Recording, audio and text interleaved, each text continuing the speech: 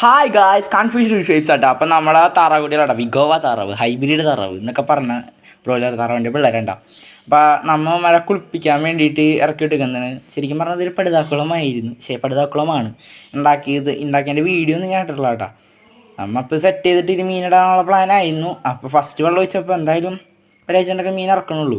അപ്പം അത്രയും ദിവസം ഒരു കുളിച്ചോട്ടെ എന്നുള്ള രീതിയിൽ എന്താ കേട്ടോ ഗൈസ് ഇപ്പം നിങ്ങൾ കാണുന്നത്. ഒരു വെള്ളമൊക്കെ കുടിച്ച് ഇങ്ങനെ അടിച്ച് പൊളിച്ച് നീന്തി തുടിച്ച് നടക്കുന്നുണ്ട്. ഇതിൽ ഏത് മീനാണെന്ന് നിങ്ങൾ പറയട്ടാ, കമൻറ്റ് ഇടണേ.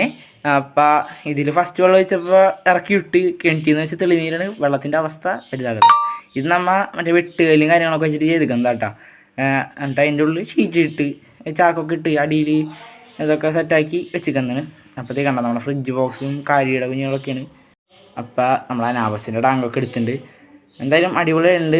ചാനൽ സബ്സ്ക്രൈബ് ചെയ്യുക, ലൈക്ക് ചെയ്യുക. By from confuse fish vibes.